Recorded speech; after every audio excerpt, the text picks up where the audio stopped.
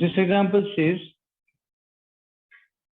a block of mass m is equal to 1 kg moving on a horizontal surface with speed v is equal to vi is equal to 2 meters per second enters a rough patch ranging from x is equal to 0.10 meter to x is equal to 2.01 meter. The retarding force Fr on the block in this range is inversely proportional to x over this range. That is Fr is equal to minus k upon x for 0.1 less than x less than 2.01 meter. And this frictional force is 0 apart from this displacement. Right? What is the final kinetic energy and speed Vf of the block as it crosses this patch? Question कह रहे हैं एक मास है वो पहले से ही किसी speed से आ रहा है 2 मीटर पर सेकंड की स्पीड से आ रहा है और जिस सरफेस पे वो मूव कर रहा है उसमें एक छोटा सा पैच है और वो पैच जो है 0.1 मीटर से लेके 2.01 मीटर तक एक्सटेंड हुआ पड़ा है. ठीक है, इसके बीच में क्योंकि ये रफ पैच है यहाँ पे फ्रिक्शन फोर्स सेट करता है और वो फ्रिक्शन फोर्स जो है वो माइनस के अपॉन एक्स के हिसाब से एक्ट करता है. तो जब वो उस पे से क्रॉस करके जाएगा तब इस ब्लॉक की जो स्पीड है, मास की जो स्पीड है वो कितनी रह जाएगी ये हमें निकालना है, एस्टिमेट करना है. ये सरफेस है जिसपे ब्लॉक मूव कर रहा है, ये मास मूव कर रहा है 1 kg का मास है और ये x इज इक्वल टू 0.10 से लेके x is equal to 2.01 metre. ये रफ पैच है. इस रफ पैच में ये ब्लॉक मूव करके क्रॉस कर रहा है इसको. जब ये ब्लॉक इसको क्रॉस करके जाएगा तो यहाँ पे फ्रिक्शनल फोर्स की वजह से जो यहाँ पे फ्रिक्शनल फोर्स है Fr वो माइनस के अपॉन एक्स के हिसाब से एक्ट कर रहा है. तो शुरू में फ्रिक्शन बहुत ज्यादा है और जैसे जैसे आगे जाता जा रहा है फ्रिक्शन घटती जा रही है inversely as compare to X. X ज्यादा होगा तो रेशो कम हो जाएगी, एक्स कम है तो रेशो ज्यादा होगी. तो ये कम होता जा रहा है और जब ये यहाँ से बाहर आएगा तब इसकी फाइनल वेलोसिटी क्या होगी ये हमें फाइंड करना है.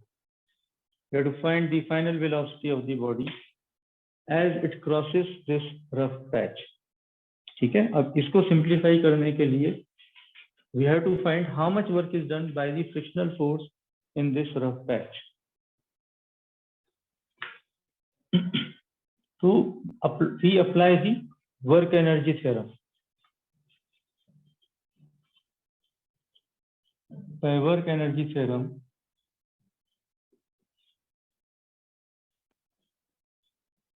we have change in kinetic energy is equal to the amount of work done on the body. Change in kinetic energy is equal to the amount of work done on the body. Kf, final kinetic energy minus initial kinetic energy is equal to the work done. And because this work is done by variable force, so we write this in the form of integration as function fx dx from initial position x1 to final position x2. This is our x1, this is our x2. ठीक है. Now what is initial kinetic energy of the block? Mass of the block is 1 kg. Velocity of the block, initial velocity of the block is 2 meters per second. So Ki is equal to half mv square is equal to half into 1 into 2 square is equal to 2 joules of energy. इस block की initial की जो kinetic energy है वो 2 joules है. अब हमें estimate करना है कि ये वर्क कितना होगा, delta W. So delta W is equal to integration from 0.10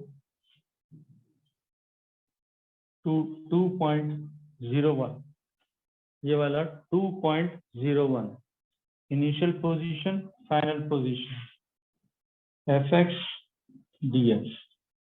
What is my function? Our function fx is minus k upon x.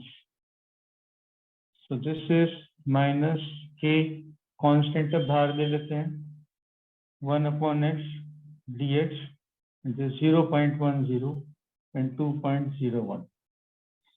अब integration of 1 upon x dx, integration of 1 upon x dx, ये integration के फॉर्मूले से हमें इसका result पता है कि ये log x होता है. This is equal to log x. ये कुछ स्टैंडर्ड रिजल्ट्स हैं, ये I will give you the standard results, ठीक है. फिर जहां जहां जरूरत पड़ेगी वहां पे यूज करना भी सिखाऊंगा. जैसे अभी ये log x की सिचुएशन है, यहाँ पे कैसे यूज करना वो बता रहा हूँ. तो इसका जो रिजल्ट है दैट इज log x, और इसके ऊपर हम ये लिमिट लगाते हैं 0.10 to 2.01, ये लोअर लिमिट, ये अपर लिमिट, और 1 upon x का इंटीग्रेशन log x. लॉग कौन सा है? नेचुरल लॉग, ये याद रखना है, ये हमेशा नेचुरल लॉग होगा. दिस इज माइनस के, के की वैल्यू हमें 0.5 दी हुई है, तो 0.5 into log of 2.01, this is initial value minus final value, log of final value 0.10. Again by the formula of log, log of a minus log of b is log of a upon b. तो a upon b के हिसाब से 2.01 upon 0.10, ये this upon this इस form में आ जाता है, ठीक है. And now this is equal to what? Minus 0.5 log of, decimal adjust करेंगे तो हो जाएगा 20.1, log of 20.1. log of 20.1, ये इसकी वैल्यू है 3, इसकी वैल्यू 3 आती, 3.000 ऐसे आती. So this comes out to be minus 1.5 joule. ये जो इंटीग्रेशन हमने इवेल्युएट किया है, इस रफ पैच की वजह से इसकी कितनी एनर्जी यहाँ पे खर्च होने वाली है वो है माइनस 1.5 जूल. सो इतनी एनर्जी इसकी यहाँ पे खर्च हो जाएगी. अब खर्च होने के बाद इसके पास कितनी एनर्जी बची, तो हम इसको वापस यहाँ पे यूज करेंगे. सर 1 मिनट रुक जाइए, रब मत करिएगा, मैं नोट कर. अभी हमने इसका निकाला था, इनिशियल काइनेटिक एनर्जी 2 जूल आई थी हमारे पास, और ये वर्डन इन दिस रफ पैच ये आया माइनस 1.5 जूल. तो ये हम यहाँ पे यूज करेंगे इसको, इस बेसिक फॉर्मूले में अंदर kf. तो हमें फाइनल काइनेटिक एनर्जी जो बाहर आने के बाद होगी वो मिल जाएगी. This is ki plus delta w. kf हमारा था 2 जूल्स और ये आया माइनस 1.5 जूल. तो दिस बिकम्स 0.5 जूल. मतलब उसकी जो इनिशियल काइनेटिक एनर्जी थी 2 जूल यहाँ पर, वो यहाँ पे घट के रह गई है हाफ जूल. सिर्फ हाफ जूल उसकी काइनेटिक एनर्जी रह गई है. वो कहता है किस वेलोसिटी से बाहर आएगा, किस वेलोसिटी से ब्लॉक बाहर आएगा. अब हमारे पास उसकी एनर्जी है, एनर्जी से हमें रिवर्स उसकी वेलोसिटी निकालनी है. तो we will apply formula for kinetic energy.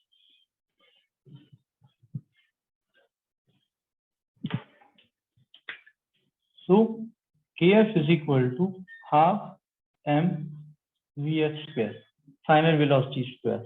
So this is 0.5 into, sorry, 0.5 equal to half into 1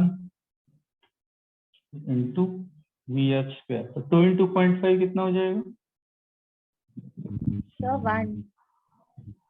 1. Yes, 1.0 and is equal to vf square. अब vf square 1 है तो vf कितना हो गया? ये भी 1 हो गया, 1 मीटर पर सेकेंड.